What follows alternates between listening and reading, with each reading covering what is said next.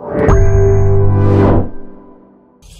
जो प्रेजेंटेशन हुआ उसमें जो हमारी पूर्व की योजनाएं, खासकर वो जो बंद कर दी थी कमलनाथ जी के आदरणीय के द्वारा, उन्हें नए रूप में पुनः आप सबके सामने रखना। उसमें से हमारी महत्वाकांक्षी योजना मुख्यमंत्री तीर्थ दर्शन योजना, अब ये पुनः अप्रैल में प्रारंभ होगी और अप्रैल में हमारी 4 ट्रेनें रवाना होंगी।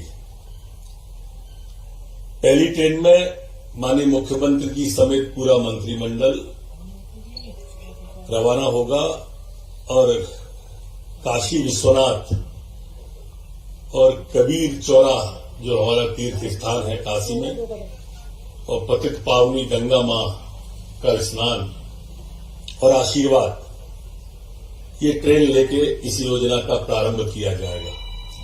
उसके बाद नए स्वरूप में नए सुधारों के साथ भी इसको अब आगे लागू करेंगे। हमारे रेल के साथ साथ बस में भी इस यात्रा को हम प्रारंभ कर सकते हैं, ये विचार भी समूह का आया था। छोटे समूहों को रेल की बोगी आरक्षित करना, इस यात्रा पर भी विचार समूह ने रखा था।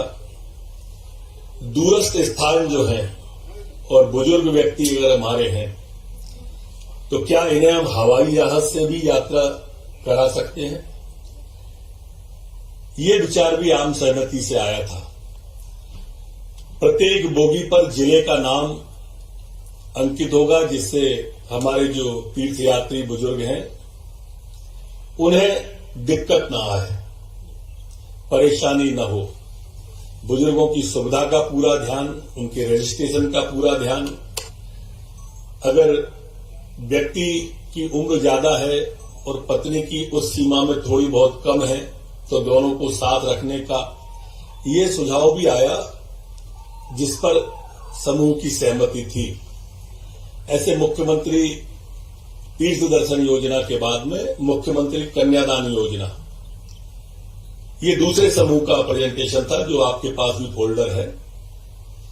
मैं यहां यह कहना भी प्रासंगिक समझता हूं कि ये मुख्यमंत्री कन्यादान योजना जब माननीय शिवराज सिंह जी चौहान मुख्यमंत्री नहीं बने थे, उसके पहले से वो इस तरह की कन्यादान योजना करते थे अपने क्षेत्र में, और उसके बाद मुख्यमंत्री बनने के बाद पूरे प्रदेश में इस योजना को उन्होंने लागू किया। ये योजना भी अगले माह से ही लागू की जाएगी, प्रारंभ कर दी जाएगी बड़े स्तर पर, और इसकी राशि बढ़ाने का भी सुझाव, जिससे बैठाल के भोजन कराने की परंपरा भी हमारी प्रारंभ हो सके, वो सुझाव भी हमारे समूह के द्वारा आया है। वर्तमान में 2 विभाग इस योजना को संचालित करते हैं। इस पर आम सहमति बन गई थी कि एक ही विभाग कर दिया जाए, 2 विभाग न हो, जिससे आप सबने भी एक विसंगति देखी होगी या सुनने में आता होगा, एक ने उसमें शादी कर ली और दूसरे में इस दूसरे स्थान पर वो आके पुनः शादी करने लगा। ऐसी कोई विसंगति न आ जाए। दंपतियों को प्रमाण पत्र भी देने का इस बार से तय किया है। विवाह की राशि के स्थान पर गृहस्थी के उपयोगी सामान जो होते हैं वो अच्छे सामान, क्वालिटी युक्त सामान उनको दिए जाएं, गुणवत्तापूर्ण सामग्री दी जाए, ये सुनिश्चित करने का भी कहा है। और पारदर्शी व्यवस्था, जैसे अभी ई से आया है या जेम के द्वारा आती है, जो नई टेक्निक आई है उस टेक्निक के द्वारा भी ये सामान गुणवत्तापूर्ण सबके पास पहुंच जाए, और इस पूरे विवाह का, साल भर के विवाह का, कब कब कहां कहां कैसे कैसे होंगे, इसका एक कैलेंडर पूरे साल का ही जारी कर दिया जाए, जिससे कि लोगों को रजिस्ट्रेशन कराने में और स्थान ढूंढने में कोई दिक्कत न आए। एक बहुत महत्वाकांक्षी योजना लाडली लक्ष्मी योजना थी। उस लाडली लक्ष्मी योजना को गौहरगंज में मुख्यमंत्री जी ने 2 मई को पहली प्रारंभ की थी।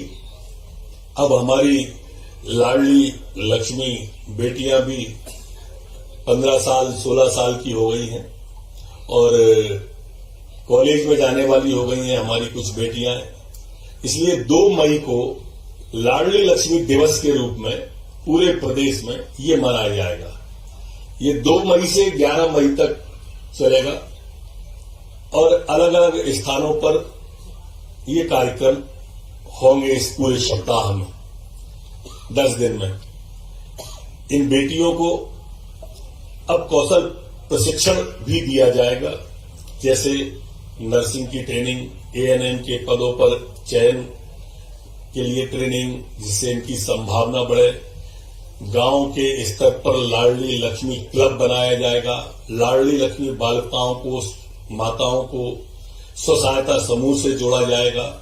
चौथा प्रेजेंटेशन था वो खाद्यान्न वितरण का था, जिसमें मुख्यमंत्री जी ने स्पष्ट आज कर दिया है कि 0 टॉलरेंस पे चलेगा। गरीब का खाद्यान्न कोई खाएगा तो उसे बख्शा नहीं जाएगा, वो जेल का हकदार ही होगा।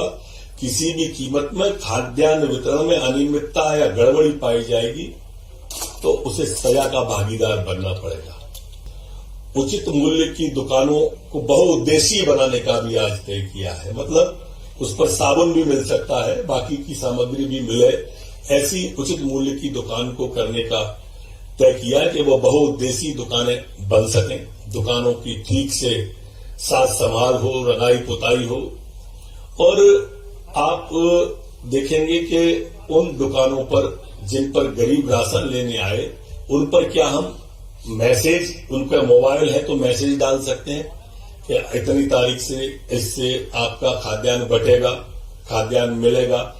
जनजाति विकास खंडों में वाहनों से जो वितरण कराया गया है, उनमें भी अब जीपीएस सिस्टम लगाने का तय कर रहे हैं कि उन वाहनों में भी जीपीएस सिस्टम लगाया जाए। और खाद्यान्न वितरण के बारे में भी विस्तार से पुनः आज बैठ करके एक एक पहलू पर विचार होने वाला है। लेकिन ये स्पष्ट संदेश मुख्यमंत्री जी का है कि इसमें कोई भी गड़बड़ी हम बर्दाश्त नहीं करेंगे। सीएम राज स्कूल जो एक महत्वाकांक्षी सरकार की नई योजना है, इसके लिए आज स्पष्ट माननीय मुख्यमंत्री जी ने कहा है कि जहां भूखंड नहीं है उपलब्ध, वहां पर कलेक्टर व्यवस्था करें। खरीदना है, एक्वायर करना है, वो करें, लेकिन भूमि उपलब्ध तत्काल कराए। और सीएम राइज स्कूल को आदर्श स्कूल के रूप में स्थापित करना है, ये तय हुआ है। यह भी तय हुआ है कि जिला स्थान,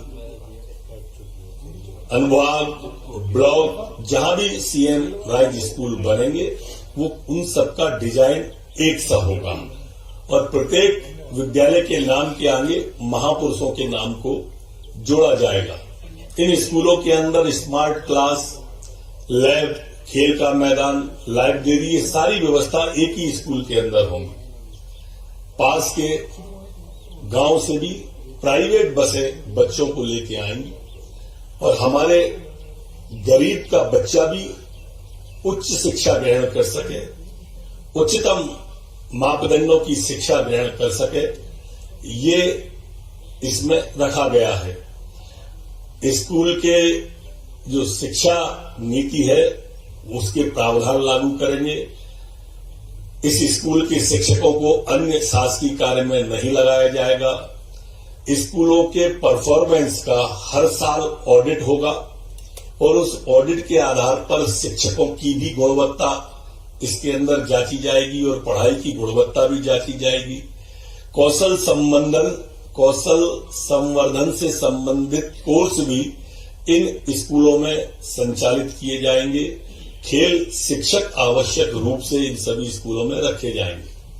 स्वास्थ्य विभाग के बारे में भी हमारे मंत्रियों के समूह ने अपनी विषय को रखा। इसमें हमारे मेडिकल कॉलेजों से संबंधित अस्पताल जो हैं, जिला अस्पताल, उसमें उनको सुपर स्पेशली अस्पतालों में विकसित किया जाएगा। सिविल और जिला चिकित्सालयों का बेहतर संचालन सुनिश्चित किया जाएगा। स्टाफ और अन्य संसाधनों की कमी न आए, इस विषय पर भी विस्तार से आज बात हुई है। संजीवनी क्लिनिकों को और सशक्त बनाने पर आज बातचीत हुई है। जैसा आप सब जानते हैं, माननीय प्रधानमंत्री जी का भी और मुख्यमंत्री जी की भी जो स्वेच्छानुदान की राशि है, वो स्वेच्छानुदान की राशि तर्कसंगत रूप से गांव गरीब किसान तक पहुंच सके। गंभीर बीमारियों की पहचान के लिए जिला स्तर पर 3-3 कैंप लगाने का भी तय किया है। चिन्हित व्यक्तियों को आवश्यक इलाज के लिए अगर रेफर करना है तो वो रेफर करेंगे। प्रधानमंत्री आयुष्मान कार्ड को और ज्यादा विस्तृत रूप से और विस्तारित रूप से आखिरी छोर के व्यक्ति तक, अंत के व्यक्ति तक पहुंचाकर अंत के व्यक्ति के उदय करने के लिए क्या क्या किया जा सकता है, ये सभी अभी आए हैं। अभी और विभाग बाकी है। देर रात तक बैठक चलने वाली है।